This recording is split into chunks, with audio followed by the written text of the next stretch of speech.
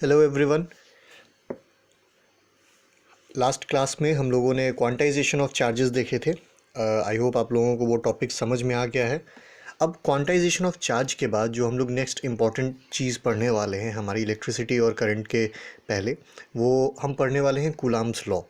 Coulombs law deal करता है charges के साथ। जो चार्जेस जब फ्लो करते हैं तो करंट बनता है। उससे पहले हम उन चार्जेस के बीच का फोर्स पढ़ेंगे जो क्वाइट सिमिलर है आपके ग्रेविटेशनल फोर्स से, जो आप लोगों ने क्लास 9th में पढ़ा था। तो चलिए स्टार्ट करते हैं कूलाम्स लॉ। अच्छा, इससे पहले कि मैं स्टार्ट करूं, I would like to know कि आप लोग प्लीज़ कमेंट सेक्शन में बताइए कि वीडियो की क्वालिटी और क्लैरिटी जो है वो क्लियर है कि नहीं। क्योंकि in the couple of videos that I uploaded before, I notice that the quality is not that good. और शायद जो स्क्रीन पे है वो आपको साफ साफ नहीं दिख रहा है। अगर ऐसी प्रॉब्लम आपके साथ भी आ रही है तो please do tell me in the comments. I am trying my best to find a solution to it. क्योंकि अभी यूट्यूब पे मैं भी नया नया हूँ, तो अगर आप में से भी किसी के पास इसका कोई सॉल्यूशन है तो please feel free to tell me. I will be glad and I will be thankful to you. तो चलिए स्टार्ट करते हैं कूलाम्स लॉ।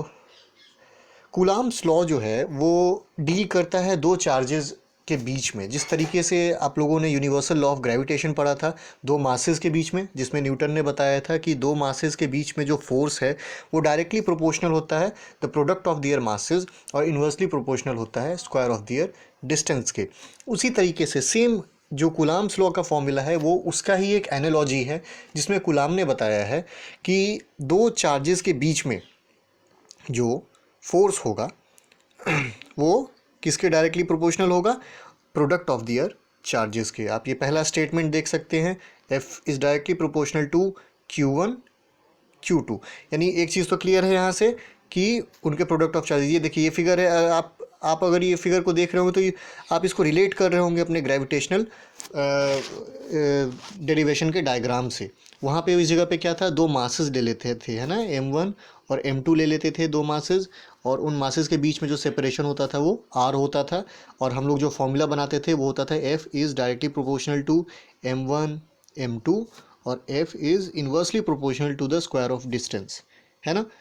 तो ये चीज़ यहाँ से फॉर्मूला बन जाता था, F is directly proportional to M1 M2 by R square. दोनों इक्वेशंस को कंबाइन करने के बाद जब हम इस प्रोपोर्शनैलिटी साइन को हटाते थे तो हमारे पास एक कांस्टेंट आ जाता था, जिसको हम लोग यूनिवर्सल ग्रेविटेशनल कांस्टेंट कहते थे, कैपिटल जी। तो फॉर्मूला आता था F equals to capital G M1 M2 by R square. ये था आपका यूनिवर्सल लॉ ऑफ ग्रेविटेशन, है ना। अब चलिए, अब हम आते हैं कूलाम्स लॉ के स्टेटमेंट में। तो कूलाम्स लॉ भी वही कहता है कि force is directly proportional to the product of consecutive charges. जो दो चार्जेस आपने ले रखे हैं उनके बीच का जो प्रोडक्ट है उसके डायरेक्टली प्रोपोर्शनल होगा आपका फोर्स, जिसको हम लोग इलेक्ट्रोस्टैटिक फोर्स भी कहते हैं। अब इलेक्ट्रोस्टैटिक का मतलब क्या है, ध्यान रखिएगा। जब आप बात करते हैं इलेक्ट्रोस्टैटिक, तो वहाँ पे चार्जेस स्टैटिक होते हैं, रुके हुए होते हैं, किसी एक पोजीशन पे रुके होते हैं। अगर वो चार्जेस फ्लो करना शुरू कर देंगे, अगर उनमें मोशन आ जाएगा, तो वो चार्जेस स्टैटिक नहीं रह जाएंगे, वो इलेक्ट्रोमोटिव फोर्सेस को डेवलप करने लगेंगे। अब वो उसके बाद उसमें पोटेंशियल डिफरेंस आ जाएगा, उसके बाद वहाँ पे करंट फ्लो होने लगेगा, और वहाँ पे कूलाम्स लॉ फेल हो जाएगा। तो कूलाम्स लॉ इलेक्ट्रोस्टैटिक फोर्स को कैलकुलेट करने का फॉर्मूला है। तो कूलाम क्या कहते हैं कि जो फोर्स है इलेक्ट्रोस्टैटिक फोर्स, वो डायरेक्टली प्रोपोर्शनल होगा प्रोडक्ट ऑफ दियर चार्जेस की, और इन्वर्सली प्रोपोर्शनल होगा square of the centre to centre distance. This is quite crucial. आप सबको पता होना चाहिए कि जो डिस्टेंसेस न्यूटन लेते हैं या कूलाम लेते हैं वो किसी भी सर्किल के बाहर के पोर्शन से नहीं। ऐसा नहीं है कि ये सर्किल ऐसा है तो डिस्टेंस यहाँ से कैलकुलेट हो रहा है। This is not the distance that we consider. हमारा जो डिस्टेंस है वो कहाँ से कंसीडर होता है? वो डिस्टेंस कंसीडर होता है ये, इसके सेंटर से इसके सेंटर तक का डिस्टेंस, इसको हम लोग R कहते हैं, ठीक। तो कूलाम क्या कहते हैं कि जो हमारा फोर्स है वो इन्वर्सली प्रोपोर्शनल है square of the centre to centre distance के। तो ये दोनों इक्वेशन को जब हम कंबाइन करते हैं तो ये इस तरीके का एक्सप्रेशन बनता है, F is directly proportional to Q1 Q2 by R square. और जब हम यहाँ पे इस प्रोपोर्शनैलिटी साइन को हटाते हैं तो एक कांस्टेंट आ जाता है Q1, तो यहाँ फॉर्मूला जो बन जाएगा वो बनेगा F is equal to K Q1 Q2 by R square. This is the expression for Coulomb's law, है ना। अब ये क्वाइट सिमिलर है, जो हम लोग ग्रेविटेशनल फोर्स पढ़ते थे उसके बिल्कुल ही सिमिलर है, और दोनों ही फोर्सेस इन्वर्स स्क्वायर लॉ को फॉलो करते हैं।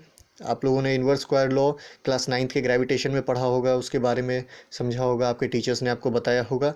अगर आपके टीचर्स ने नहीं बताया है, आप उसको दोबारा रिवाइज करना चाहते हैं, तो बहुत जल्द हम ग्रेविटेशन और इन्वर्स स्क्वायर लॉ के ऊपर भी लेक्चर डालेंगे, उसको भी आप लोग देख सकते हैं, वहाँ से वो कॉन्सेप्ट रिब्रश हो जाएंगे।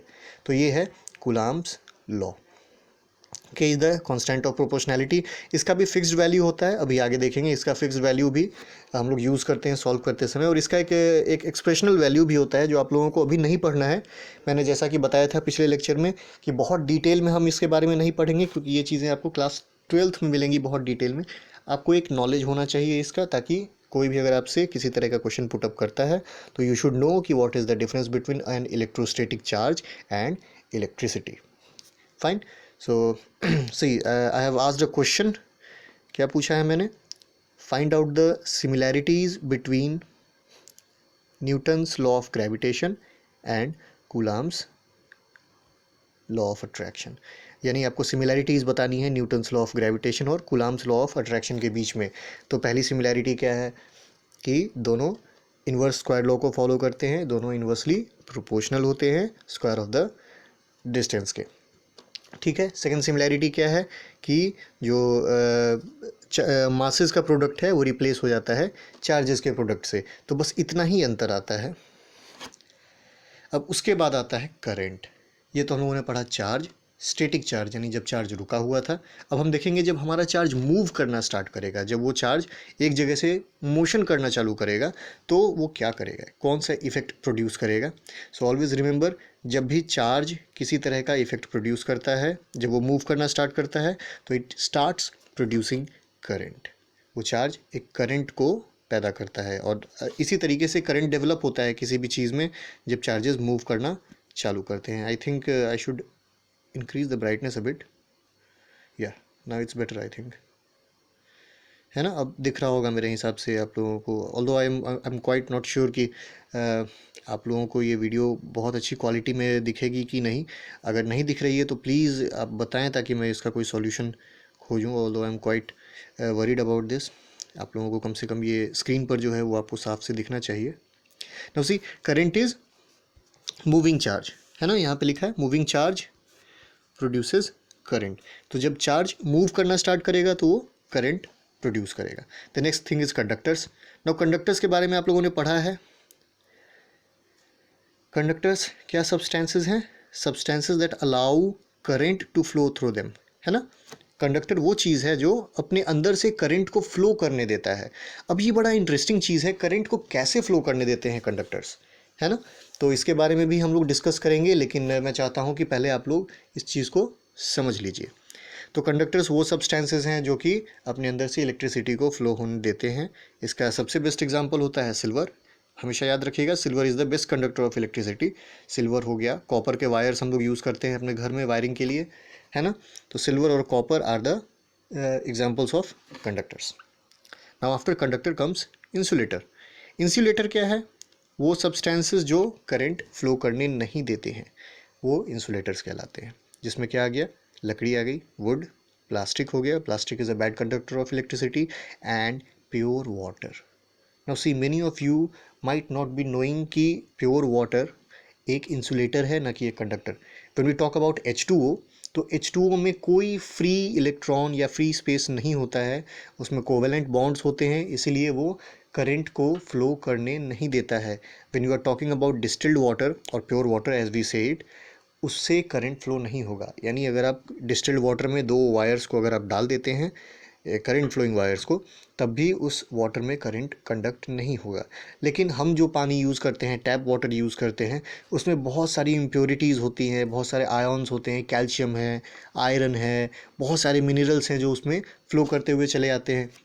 और वो आयॉन्स क्या करते हैं? वो अलाउ कर देते हैं उस इलेक्ट्रिसिटी को फ्लो करने के लिए, क्योंकि असल में इलेक्ट्रिसिटी क्या है, इलेक्ट्रिसिटी तो फ्लो ऑफ इलेक्ट्रॉन्स है। जब इलेक्ट्रॉन्स फ्लो करते हैं तो क्या होता है, अब मैंने जब बात की ना चार्जेस को फ्लो करना, तो वो चार्ज क्या है बाबू, हम जानते हैं 9th में हम लोगों ने पढ़ा है कि प्रोटॉन तो न्यूक्लियस से बंधा हुआ रहता है, प्रोटॉन तो बाहर जाएगा नहीं, तो बाहर जाने का काम किसका है, फ्लो करने का, मूव करने का काम तो इलेक्ट्रॉन का है जो शेल्स में है ना। तो ये इलेक्ट्रॉन्स ही जब फ्लो करना चालू करते हैं तो इलेक्ट्रिसिटी क्रिएट होती है। और अगर इलेक्ट्रॉन्स के फ्लो करने की जगह ना हो, फ्री आयॉन्स ना हो, फ्री इलेक्ट्रॉन्स ना हो, तो वो फ्लो नहीं कर पाएगा, तो वो इंसुलेटर होगा।